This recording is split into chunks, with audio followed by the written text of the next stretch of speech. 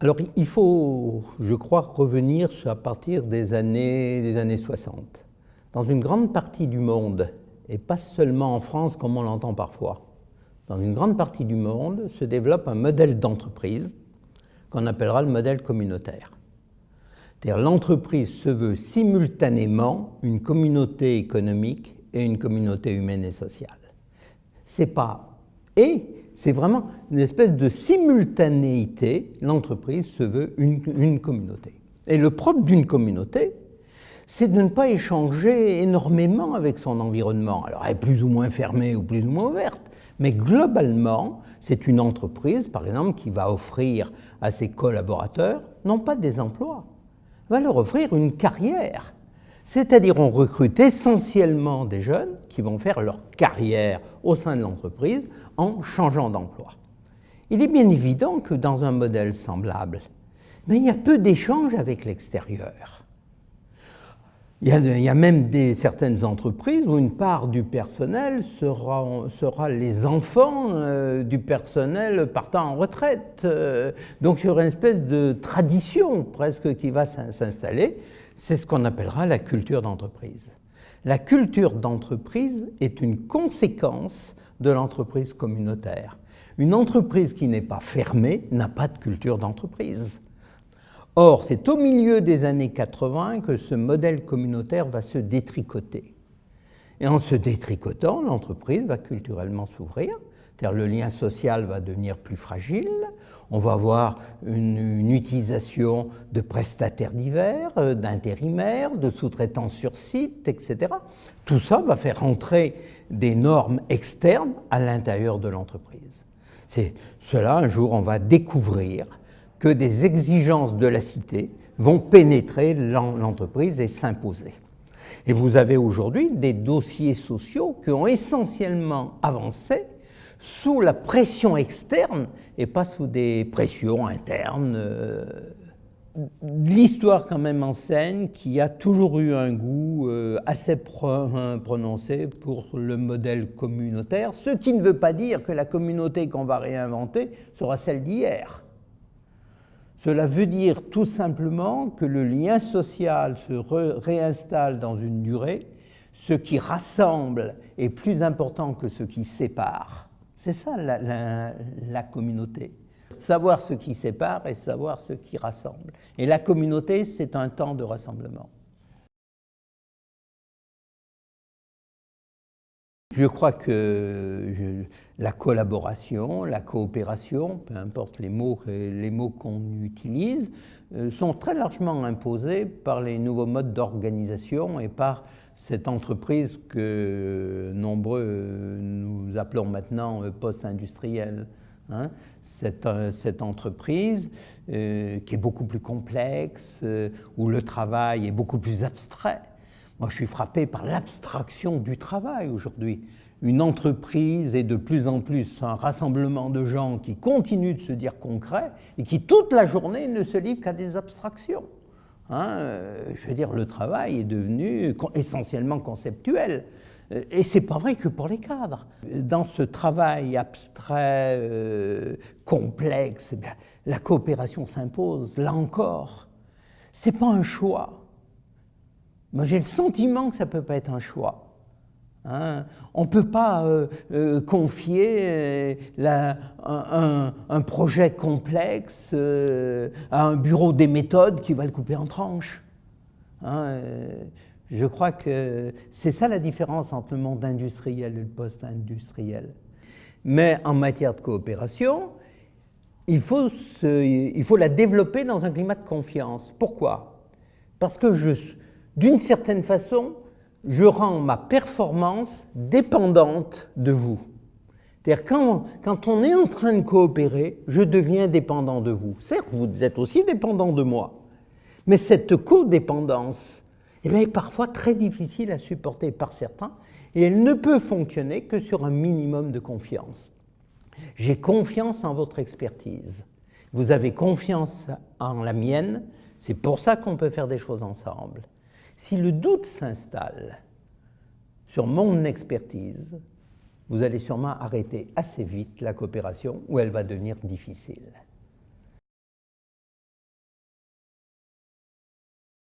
Je ne suis pas sûr que manager soit un métier. C'est une fonction.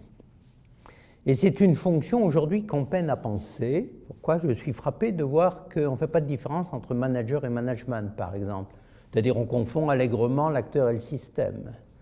Or, le management est tout un système, et puis dans le système, il y a des managers qui ont des fonctions différentes.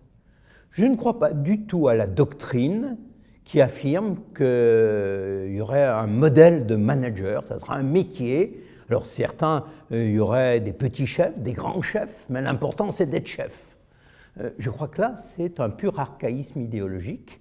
Ça n'a jamais été vrai, et ça l'est encore moins aujourd'hui. Alors qu'est-ce qu'on peut en dire?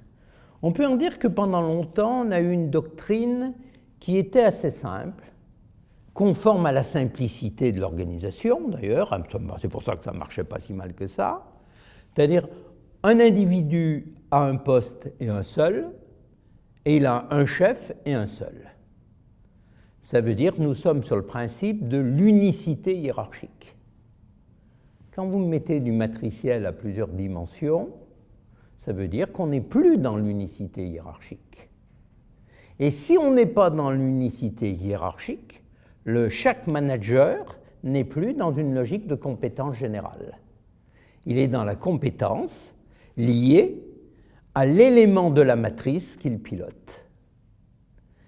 Et je suis frappé de voir que la doctrine managériale actuelle a d'énormes difficultés d'intégrer cette rupture.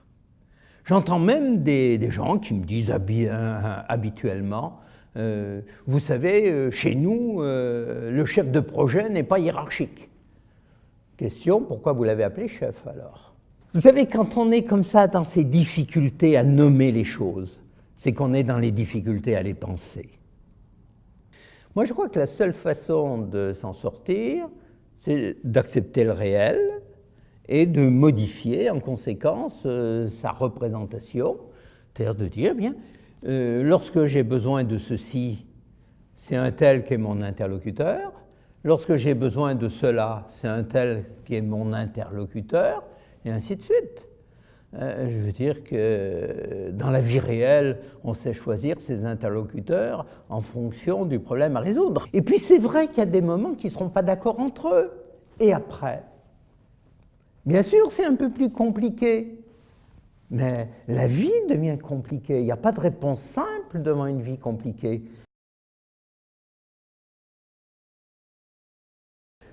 Alors, il y a des campus qui savent abriter à la fois l'université et des centres de recherche d'entreprise, des activités de R&D. Oui. Ça veut dire que plutôt c'est un rassemblement sous la bannière du savoir, quoi. C'est plutôt ça que je lirais. Mais pas du savoir figé, hein. C'est pas une bibliothèque. Non, c'est du savoir en création et auquel ces centres de recherche, ces équipes de R&D participent au même titre que les universitaires, que les étudiants, enfin bref, d'essayer de créer une communauté d'une certaine façon, lorsque l'entreprise l'est moins, de créer une autre communauté qui est organisée autour du partage du savoir, du partage de la recherche. Les compétences, ça se fabrique dans un contexte donné. Et le contexte change et mes compétences deviennent obsolètes. C'est-à-dire les compétences, c'est toujours la capacité de répondre de façon opérationnelle à une demande de l'environnement. Je crois que c'est ça, une compétence. C'est une espèce de... On parle aussi d'intelligence de l'action. Non, moi je crois qu'il faut accepter l'idée que chaque compétence nouvelle que demandera l'environnement exigera une phase d'apprentissage. Et un apprentissage en situation. C'est pas très nouveau quand même ce que je raconte. Ça s'est toujours fait, me semble-t-il, comme ça. Alors quand on est dans une période de grande stabilité, où que la stabilité est vertu, les compétences acquises à un moment, ça dure longtemps. Le problème, ce n'est pas l'apprentissage des compétences, c'est leur durée de vie. Et c'est ça le problème majeur. Ce n'est pas le changement, c'est son accélération.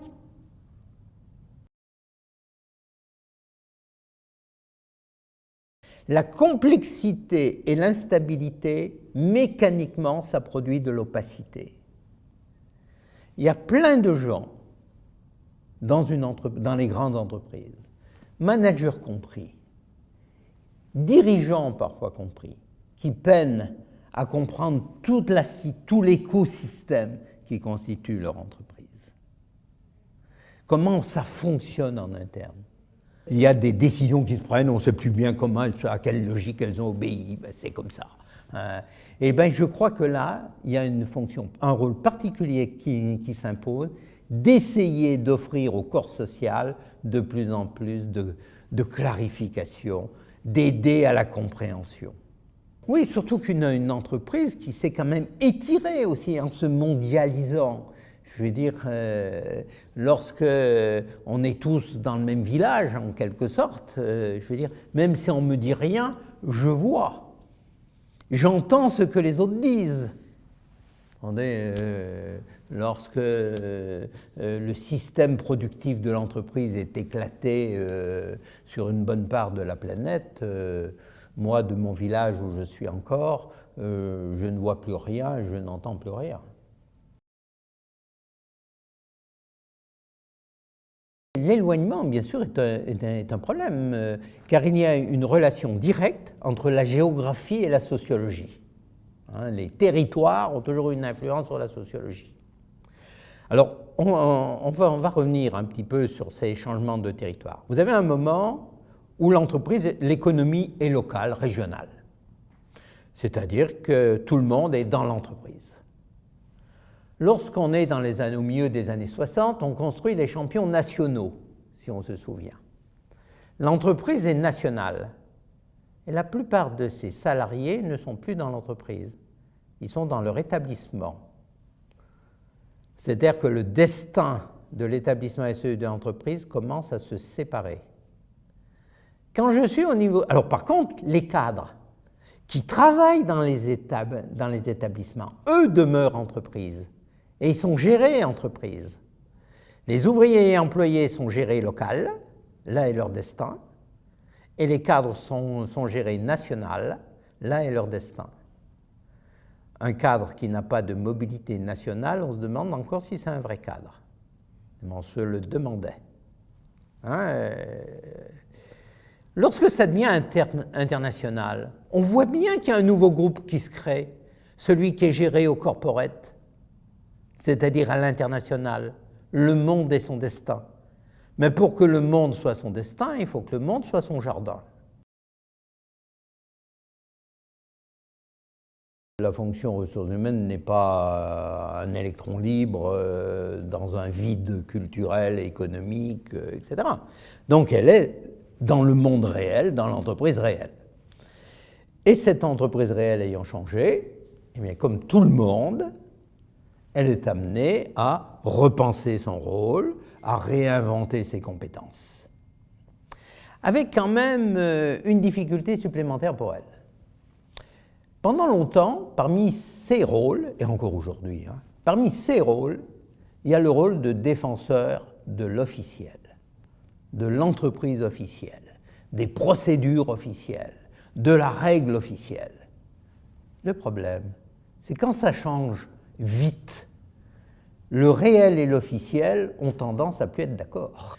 Je crois que pendant un moment, la fonction a eu, et a encore en partie, une espèce de panne de son ambition collective. On a renoncé dans certaines entreprises à l'exigence gestionnaire pour avoir eu tendance à remplacer par l'emprise de la célèbre main invisible du marché du travail interne. Le marché, comme tous les marchés, le marché du travail est adorable pour celui qui le domine. Il est insupportable pour celui qui est dominé.